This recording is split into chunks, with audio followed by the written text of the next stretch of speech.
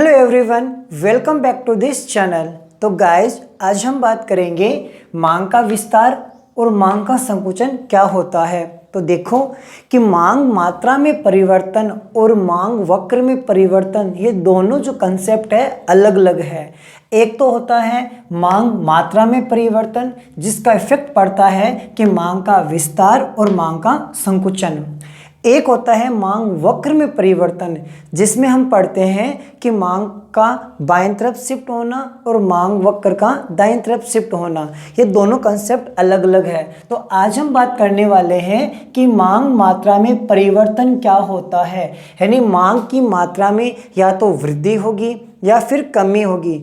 जब वस्तु की मांग में वृद्धि होती है उसे मांग का विस्तार कहेंगे, जब वस्तु की मांग में कमी होती है तो उसे हम मांग का संकुचन कहते हैं। तो देखो, मांग मात्रा में परिवर्तन किस प्रकार आता है, इसकी वजह क्या है। तो देखो कि जब वस्तु की कीमत, जो वस्तु है उसकी स्वयं की कीमत परिवर्तित रहती है और अन्य कारक जैसे उपभोक्ता की आय है, फैशन है, रुचि है, यह सरकार की कर प्रणाली है, ये सब क्या रहने चाहिए, स्थिर। यानी अन्य कारक में कोई परिवर्तन नहीं होना चाहिए, ओनली फॉर वस्तु की स्वयं की कीमत में परिवर्तन होना चाहिए, जिसकी वजह से यदि वस्तु की मांग घट जाती है या फिर वस्तु की मांग बढ़ जाती है तो उसे हम कहते हैं मांग मात्रा में परिवर्तन। तो ध्यान रखना है, वस्तु की कीमत तो रहेगी परिवर्तनशील, जबकि अन्य बातें रहेगी हमारे स्थिर। उसकी वजह से यदि मांग में कमी या वृद्धि होती है तो मांग का विस्तार और मांग का संकुचन की स्थिति उत्पन्न होती है।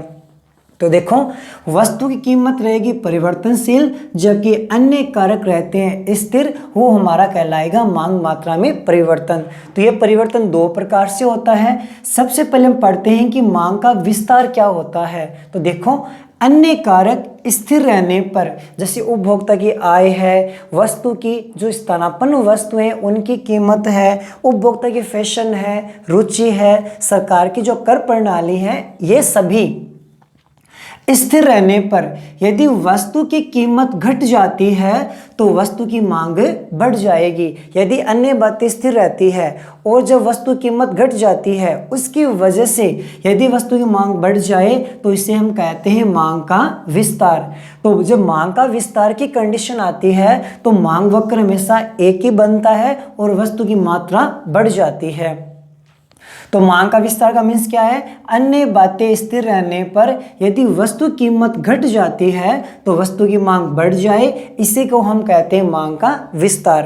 अब इसको एक डायग्राम के द्वारा हम शो करते हैं। मान लेते हैं कि O अक्ष पर वस्तु की मात्रा दे रखी है, OY पर हमने वस्तु कीमत को शो किया है। कोई वस्तु है, प्रारंभ के अंदर क्या होता है कि वस्तु की कीमत मान लीजिए कि OP है, वस्तु की मात्रा दे रखी है OQ। यदि वस्तु की कीमत घट जाती है, यदि वस्तु की कीमत घट जाती है तो कीमत घटने पर हमेशा वस्तु की मांग बढ़ती है। ये हमने मांग के नियम में पढ़ा है कि किसी वस्तु की कीमत घट जाए तो उसकी वस्तु की मांग हमेशा क्या हो जाती है, बढ़ जाती है। तो इस सिचुएशन के अंदर हमारा जो मांग वक्र है हमेशा एक ही बनता है। ये हमारा DD मांग वक्र दे रखा है और इसी मांग वक्र पर हमारी वस्तु की मात्रा बढ़ जाती है।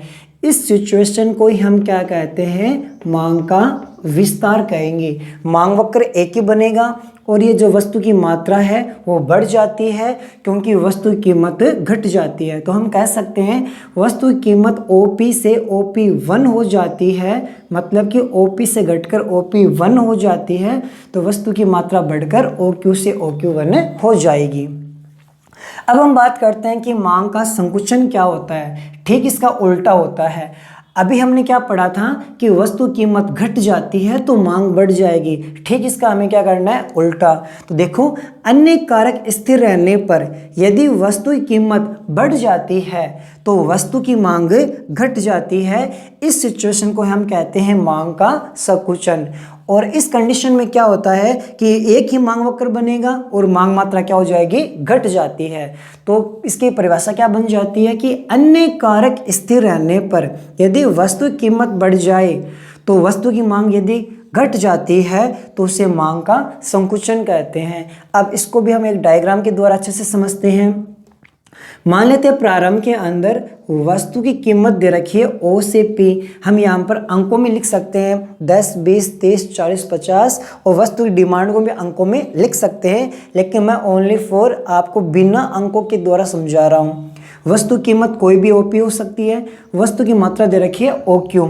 यदि वस्तु की कीमत बढ़ जाती है, यदि वस्तु की कीमत बढ़कर OP से OP1 हो जाती है तो हमें पता है कि जब वस्तु की कीमत बढ़ेगी तो वस्तु की मांग क्या हो जाती है, घट जाती है।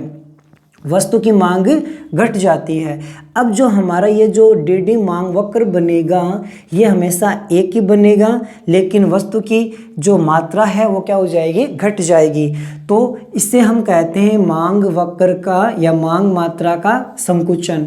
तो विस्तार के अंदर वस्तु की मात्रा बढ़ती है और मांग का जो संकुचन होता है उसमें वस्तु की मांग घट जाती है, लेकिन वक्र हमेशा क्या बनेगा, एक ही बनेगा। तो ध्यान रखना है कि वस्तु की कीमतें हमेशा क्या रहेगी, परिवर्तनशील, और हमारे जो अन्य कारक है वो हमेशा रहते हैं स्थिर। तभी हमारी जो मांग का विस्तार और मांग का संकुचन की स्थिति उत्पन्न होती है। तो आई होप आपको अच्छे से समझ में आया होगा कि मांग का विस्तार क्या होता है, मांग का संकुचन क्या होता है और विस्तार व संकुचन किस कंडीशन में होता है। तो अगर वीडियो पसंद आई तो प्लीज़ वीडियो को लाइक करना है, शेयर करना है और चैनल को सब्सक्राइब करना है। मिलते हैं अगली वीडियो के अंदर। Thank you so much.